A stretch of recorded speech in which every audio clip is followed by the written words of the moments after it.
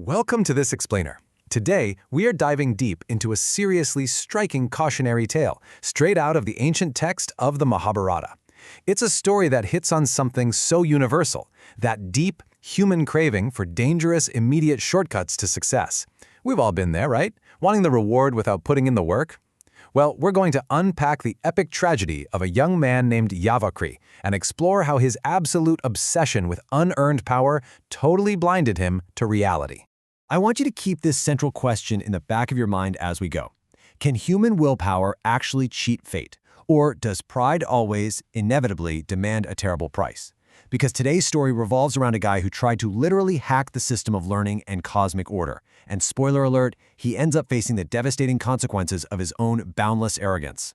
So our source material drops us right into this breathtaking scene. It starts with the great sage Lomasa, who's guiding King Yudhishthira through this incredibly sacred, sweeping landscape.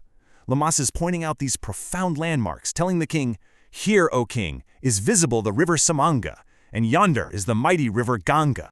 Now listen, these aren't just your standard geographical markers on a map. They are places completely steeped in deep mythical history. We're talking about spots like the river Samanga, where the Lord of Sachi actually freed himself from sin.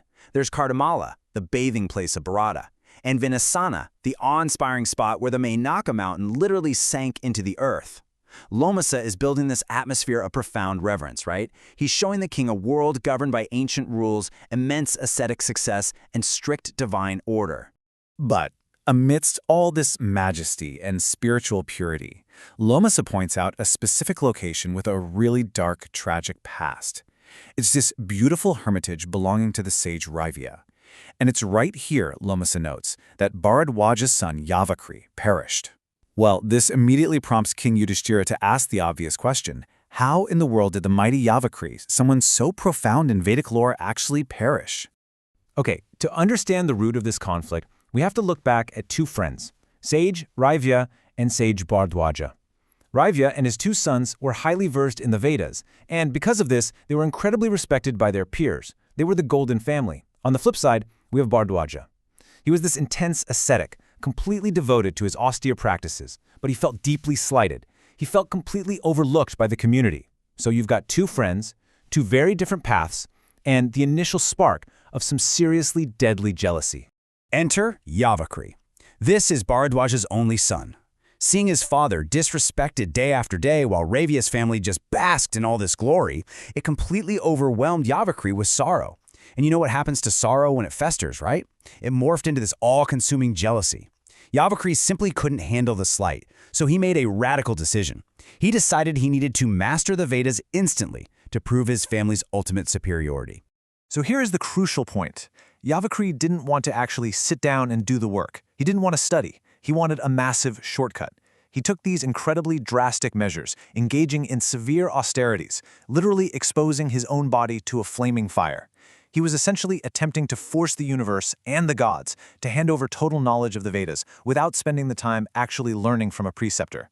He actively chose extreme self-harm over the long, patient, gritty work of learning. Naturally, this extreme behavior severely agitated Indra, the lord of the celestials. Indra actually comes down to personally intervene. First, he just gives a verbal warning, basically saying, hey, this isn't the proper way, you need to go learn from a teacher. But Yavakri, he flat out refuses. In fact, he doubles down. He threatens to chop off his own limbs and throw them into the blazing fire if Indra doesn't give him what he wants. Knowing Yavakri's stubborn determination, Indra realizes a simple chat just isn't going to cut it. So he decides on a clever trick. He disguises himself as an infirm old ascetic who is suffering from consumption. What's really fascinating here is the utterly bizarre visual metaphor Indra creates. Disguised as this frail old man, Indra goes down to the exact spot on the mighty Ganga River where Yavakri bathes, and he just starts throwing handfuls of loose sand into the roaring current. Handful after handful without stopping, attempting to construct a dam out of sand right in the middle of this raging river. Yavakri sees this old man and literally breaks out laughing. I mean, it's absurd, right? He walks up and says, "What are you doing? Why make this mighty endeavor for absolutely nothing?" Indra calmly replies that he's building a commodious passage so people can cross the river easily. Yavakri, just so amused by the sheer foolishness of it, tells the old man, "Thou canst not dam up this mighty current. Desist from what is impracticable." And boom, there is Indra's absolute mic drop lesson. Indra completely turns Yavakri's own logic right back against him. He says, I have imposed on myself this heavy task, even as, for obtaining a knowledge of the Vedas, thou hast begun these penances which can never be fruitful. It's brilliant, just like a sand dam in a roaring river. Trying to achieve profound, deep knowledge without doing the actual foundational work is nothing but a completely futile illusion. Now you'd think Yavakri would take a step back and learn his lesson here, right? But no! When Indra reveals his true identity, Yavakri stubbornly demands the boons anyway. He basically says, well, if my efforts are fruitless like yours, then just do what is practicable and give me the boons.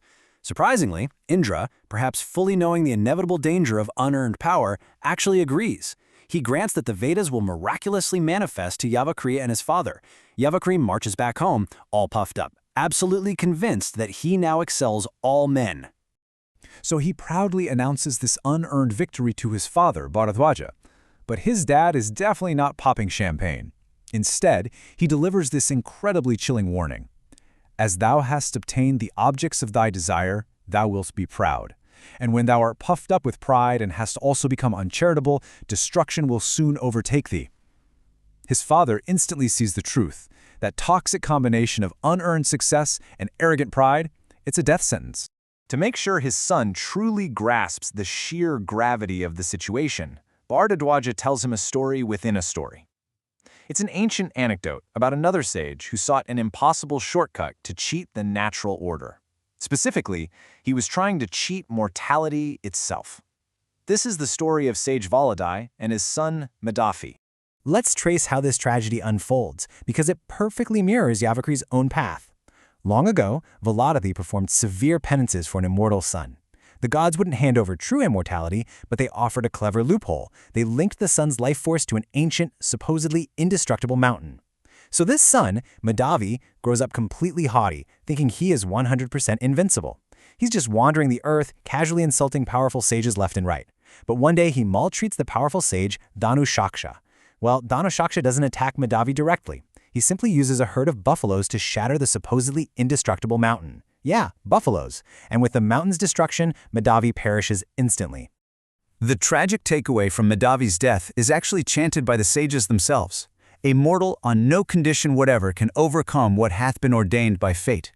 Medhavi really thought he had found a cheat code for life. But fate, and the brutal consequences of his own arrogant actions, found a way to completely shatter his illusion of safety. You just cannot outsmart the fundamental rules of life. Tying this intense story right back to their current reality, Bharadwaja explicitly begs his son to be vigilant. He warns Yavakri to stay away from that volatile sage Raivya we talked about earlier. Avoid him at all costs. Bharadwaja knows that Yavakri's brand new, highly fragile ego, puffed up by these unearned boons, is an absolutely deadly match for Raivya's notoriously irritable temper. But guys, the dramatic irony right here is just off the charts. Yavakri's words to his father are so sweet and reassuring. I shall do as thou biddest me, do not entertain anxiety. Yet, his actions? They are the exact opposite. Believing himself to be above literally everyone because of his unearned knowledge, he immediately goes out, fearing absolutely nothing, and begins to delight in wantonly offending other sages. He has learned absolutely nothing from Indra's sand dam or his father's story. And that brings us to the real core of this explainer. As we leave Yavakri marching blindly toward his inevitable doom at the hermitage of Raivya, this ancient text forces us to look in the mirror and reflect on our own modern hubris. We all want the reward without the work, don't we? We all secretly want to be handed the knowledge without the study. So I'm going to leave you with this final, provocative thought to chew on. Where in your own life are you trying to build a dam out of sand? Thanks so much for joining me on this explainer, and I will catch you on the next one.